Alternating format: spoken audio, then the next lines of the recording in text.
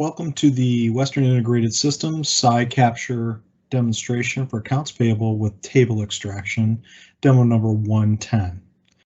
Today I want to take you through the ability to set up table extraction and look at PSIcapture from a standpoint of being able to extract not only the invoice number, date, total amount due, and things like that, but actually extract information out of the main body of the document, such as description, quantity, unit price, extended amount, item code, things like that, and quantity. So I want to take you through a demonstration of that today and give you an idea what that looks like. So we're going to go ahead and we're going to open up our demonstration here for 110 AP table extraction with the Accelerated Classification Engine, or ACE. I'm going to go ahead and click OK. Once I click on that information, I'm going to be asked to bring in my samples, same way if you were to push a button on a multifunction device and take a look at that information. So in my case, I'm going to look at this particular path here, and I'm going to set up a shortcut from an MFD to scan documents in to this path within SciGen, and I've got some sample documents that I've already kind of set up there. So I'm going to choose those documents that are in the 110 folder. I'm going to choose those TIFF files that we scan from our multifunction device scanner, or maybe we're monitoring an email address like invoices@yourcompanyname.com. And basically what that's going to happen at this point is that we're going to listen at that folder or that email address for information coming in.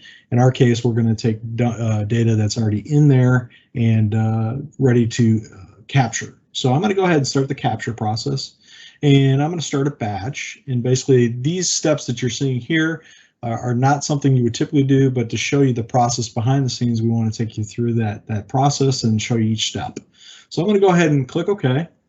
What it's going to do is going to bring in all those invoices from all those particular vendors. And you can see here it brought in 14 documents and basically created a folder, and it's going to look for information such as vendor, invoice number, invoice date, item, description, quantity, unit price, extended price, all that kind of information. So what I'm going to do is I'm going to go ahead and close the batch out because it's found those documents, it's looked in that. Normally this would be an automated process, but for our steps, we're going to show you each one. I'm going to close the batch out. And at this point, it's going to start to do the classification of it. So it's going to OCR the information, prepare all the documents, and start it ready for classification. So at this point, it's going to look at all the documents, and it's going to find one document that it does not have in the system. So it may be a new invoice to your organization.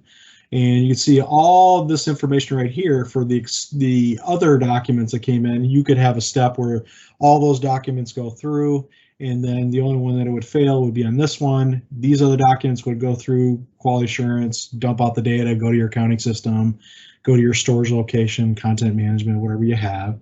But maybe you would just hold this one document, and then you're going to teach the document what to look for in it. So in this case, we know this is a new document, so we're going to hit this gear that's next to this caution sign. Now that it's flagged the information for that particular form, Clark Johnson Company Incorporated, what I want to do is create a new template for them, so the next time that invoice comes in, it automatically recognizes the information for not only the invoice number, invoice amount, and all the other information, but it's also going to extract the information for the table and any information in there for things like quantity, item code, description, price, each, and the amount. And then ultimately what we're trying to do is build a template that next time it sees it, it's going to pull that information in. So what I'm going to do is I'm going to go ahead and just cursor over at the top here for the form ID. I'm going to cursor over here and pull that information, and you can see it pulled in the information automatically. It created a rule for that specific information, but I generally want to create at least 2 rules for that information. So I'm going to add a second one, and I'm just going to do the fax number because that's unique to that Clark Johnson Company. No one else has that fax number. So I'm going to click that, and I've created that first classification rules, a couple of rules there.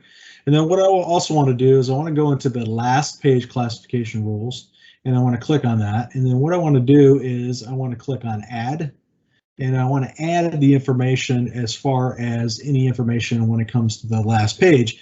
And typically there's some type of thank you for your business, or there's a total amount due, something. So I'm going to choose one variable there. And then I'm also going to choose another one called total here, because that's generally on the last page. So those are our last page rules, and then setting up the template for the information for the configuration rules. Okay, so we're done with that part of it. And then what we want to do is we want to go into the zone profile and we want to see that it's extracting the information properly. In this case, we're looking for an invoice number and an invoice date, and it found the invoice number and invoice date.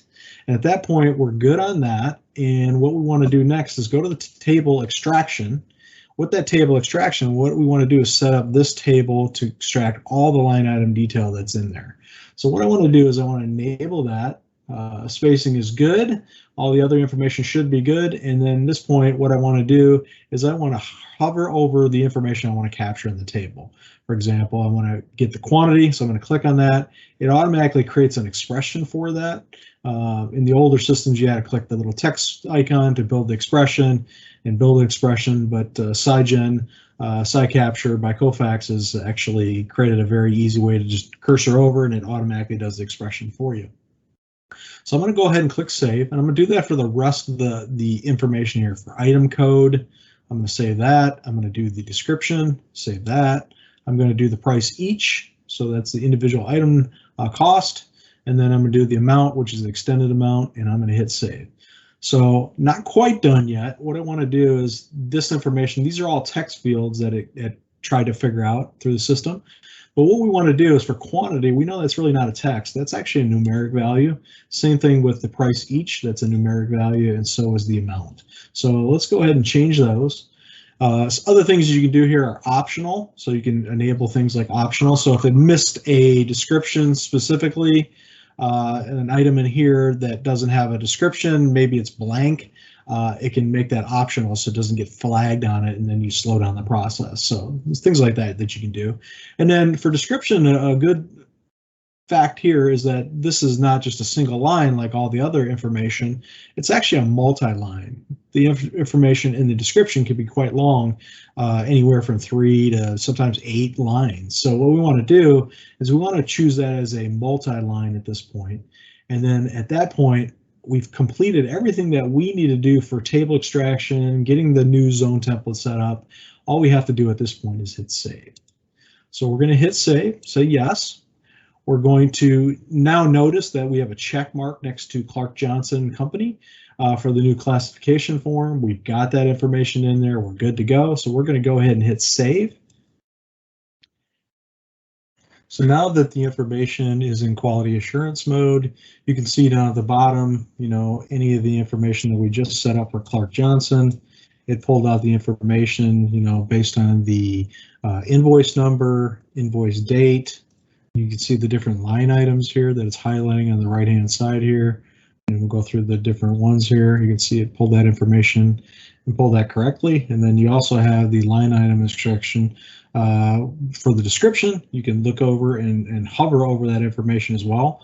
You can see on the left-hand side where it says Charlie Heat pre-model. When I cursor over to highlights that in yellow, if I click on it, it's actually going to take me in blue to over what the information it found over here. And then you also have the information as far as quantity. So if you're looking at that, you got the quantity amounts, you've got the unit price, 68.23, and then you got the 272.92. So it pulled out all the information correctly. And then you can look at other invoices. You can see it jumps around from invoice to invoice based on the information, the line item detail for each one. And each one, you can see the information here for PVF.